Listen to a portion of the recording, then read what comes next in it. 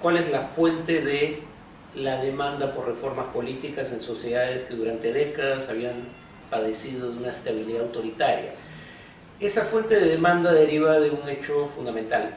En todos o casi todos los países árabes, 60% o más de la población tiene menos de 30 años.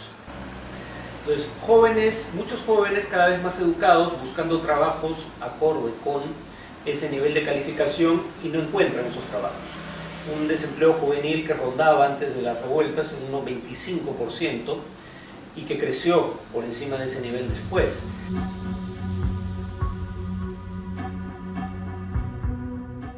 En el caso de Siria, yo honestamente no hubiera previsto lo que ocurre en Siria.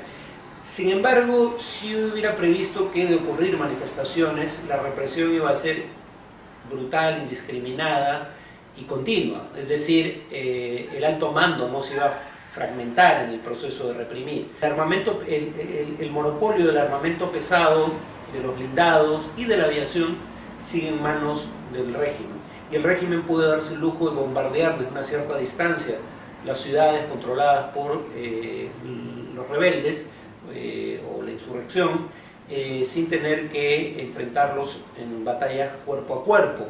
Y eso es lo que está haciendo en Homs. Las fuerzas del régimen no tienen ningún reparo en disparar a mansalva contra manifestantes desarmados. Yo pensé que eso iba a poner fin a las manifestaciones. Para la sorpresa de todos, diría yo, eso es algo difícil de explicar, honestamente, salvo en parte por un coraje fuera de todo límite. Las manifestaciones continúan, ¿no? Pero ahí la pregunta clave es por qué los altos mandos militares están dispuestos a reprimir a sangre y fuego a sus propios ciudadanos, virtualmente sin límites. Están aterrados y este hombre explica el motivo. A cualquiera que agarren en un puesto de control lo matan, dice. Algunas de estas mujeres no saben si volverán a ver a sus maridos. Los matarán como ovejas, aseguran. Por ahora pasan las noches entre ruinas, en medio del frío, preguntándose por sus hombres. Esta familia dice haber presenciado una masacre. El viernes las tropas detuvieron a 36 hombres y niños de un distrito cercano y los mataron a todos, relatan.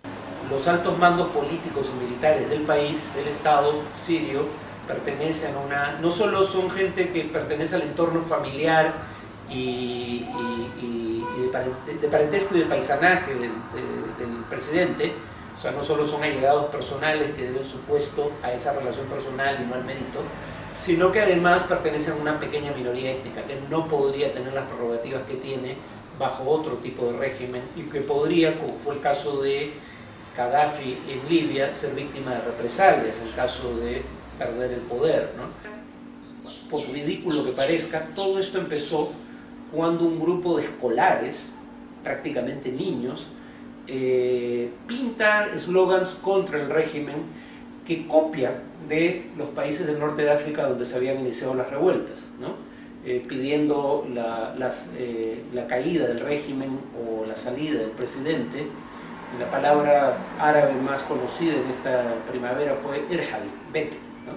Entonces un grupo de niños pintan paredes en las calles con lemas contra el régimen, son apresados y torturados, los familiares hacen una manifestación frente a la comisaría en la que están presos pidiendo su liberación y cuando son reprimidos, también en un pueblo menor del país, en ninguna de las ciudades importantes, en Deraa, cuando son reprimidos se suman nuevos manifestantes en apoyo a ellos y luego esto se esparce como alrededor de pólvora por todo el país.